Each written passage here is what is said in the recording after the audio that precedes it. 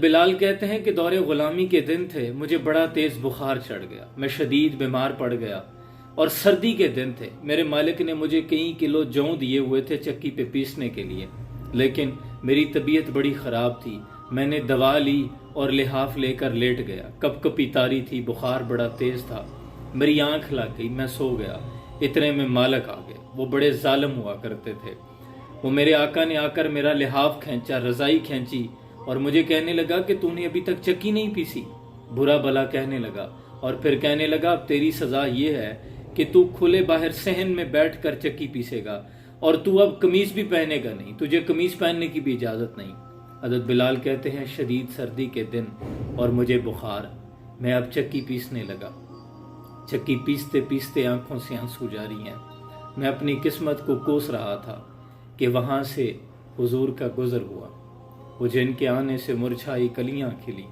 اس clay باد منبت پہ لاکھوں سلام، جن کے آگے تنی گردنیں جھک گئی۔ اس خدا داد شوکت پہ لاکھوں سلام، جس سہانی گھڑی چمکا طیبہ کا چاند۔ اس تلے افروز ساتھ پہ لاکھوں سلام۔ حضور نے رونے کی آواز سنی تو دروازے پہ دستک دی۔ میں نے کہا کون ہے؟ دروازہ کھلا ہے، آ جاؤ۔ حضور میرے قریب آگے، پوچھا کیوں رو رہے ہو؟ تو میں چونکہ دکھی بیٹھا تھا، پہلے ہی طبیعت سے آوازار تھا، تو میں نے ذرا سخت لہجہ استعمال کیا۔ میں نے کہا کہ آپ کو کیا لگے، یہاں سارے پوچھتے ہیں، درد کا مداوع کوئی نہیں کرتا، جائیں جا کے اپنا کام کریں۔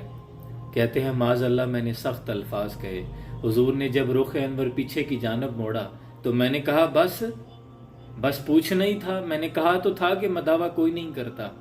حضرت بلال کہتے ہیں حضور چلے گئے، لیکن تھوڑی دیر کے بعد مصطفیٰ کریم آقا صلی اللہ علیہ وآلہ وسلم تشریف لے آئے۔ ہاتھ میں گرم دودھ کا پیالہ تھا، کچھ کھجوریں تھیں۔ آ کر مجھے دودھ پلایا، کھجوریں کھلائی، کہنے لگے جا کے رضائی میں لیٹ جاؤ۔ حضرت بلال کہتے ہیں میں نے کہا میرا آقا بڑا ظالم ہے، کام کیسے کروں گا؟ حضور کہنے لگے کہ تو جا کے لیٹ جا۔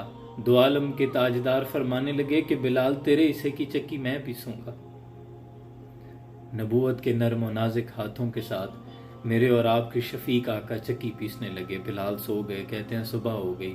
حضور نے چکی، جوں کا آٹا میرے حوالے کیا سامان اور خود تشریف لے گئے۔ اگلے روز رات کا وقت ہوا، حضور پھر آ گئے، ہاتھ میں دودھ کا پیالہ، کچھ کھجوریں۔